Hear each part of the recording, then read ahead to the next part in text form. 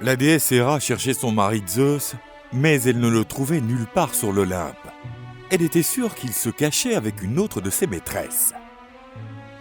Au sommet de l'Olympe, la déesse vit un nuage noir qui recouvrait la rivière Inachos, et elle croyait fermement que son mari s'y cachait. Zeus était descendu sur terre pour retrouver sa maîtresse, la princesse Io.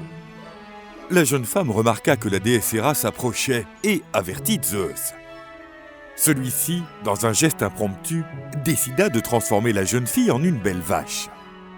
Prétendant ne pas comprendre le tour de son mari, la déesse lui demanda ce qu'il faisait à côté de la vache, laissant entendre que les appétits de Zeus devenaient de plus en plus bizarres.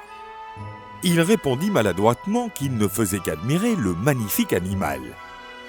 Héra reconnut que c'était une très belle vache et qu'elle la voulait donc pour elle. Zeus, à court d'options, laissa Héra emmener la pauvre vache à l'Olympe. En arrivant à l'Olympe, la déesse appela son laquais Argus, une créature aux 100 yeux. Elle lui demanda d'emmener l'animal dans un endroit éloigné et de le surveiller constamment. Le monstre emmena la belle vache en Égypte, cachée de tous. Il y relâcha l'animal, le surveillant constamment. Même lorsqu'il se reposait, Argus gardait certains de ses yeux ouverts, observant la nymphe en forme de vache. Après avoir appris la disparition de Io, Zeus demanda à Hermès de trouver et de tuer la créature qui avait enlevé Io. Hermès parcourut tous les pâturages, les champs et même les marais à la recherche de la petite vache disparue de Zeus. Finalement, le dieu de la lumière trouva Argus, qui regardait la nymphe en train de brouter. Le dieu décida de se déguiser en berger et s'approcha furtivement des deux. Hermès jouait de la flûte et la mélodie plaisait à la créature. Argus demanda au berger de s'approcher, car il avait aimé la musique. Le dieu joua de l'instrument et remarqua que le monstre était de plus en plus détendu. Ses yeux commencèrent à se fermer, mais beaucoup étaient encore ouverts.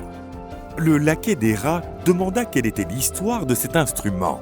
L'astucieux Hermès décida de raconter l'histoire de l'invention de la flûte syrinx par le dieu Pan et la raconta comme s'il s'agissait d'une histoire à dormir debout. Lorsque la créature ferma son dernier œil, Hermès le frappa avec son caducée, qui avait le pouvoir d'endormir profondément quiconque était frappé. Le dieu prit son épée et décapita le monstre. La nymphe était libre, mais avait toujours la forme d'une vache. Héra, en apprenant la mort de son fidèle serviteur, décida de l'honorer. Elle plaça chacun de ses yeux sur les plumes de son pan royal. Et elle décida que la nymphe ne s'en sortirait pas comme ça. Elle ordonna donc aux Furies, les entités de la vengeance, de la tourmenter constamment. À partir de ce jour, la pauvre vache fut poursuivie par un nuage de mouches qui ne la laissait pas tranquille. Fatiguée du harcèlement des mouches, la vache s'effondra et, par ses meuglements, elle supplia les dieux de mettre fin à ses souffrances. Debout devant Héra, Zeus déclara que si la déesse retirait sa punition contre Io, il ne chercherait plus jamais la princesse. Héra leva la punition imposée à la jeune princesse et Zeus rétablit son ancienne forme. La seule trace qui restait de la ressemblance avec la petite vache était le teint blanc de sa peau.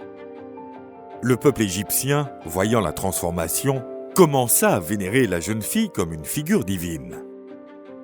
La princesse tomba enceinte de Zeus et donna naissance à Épaphos. Tous deux régnèrent en Égypte pendant de nombreuses années. Io fut vénéré comme la déesse Isis et son fils Épaphos comme le dieu Apis, fondateur de la grande ville de Memphis.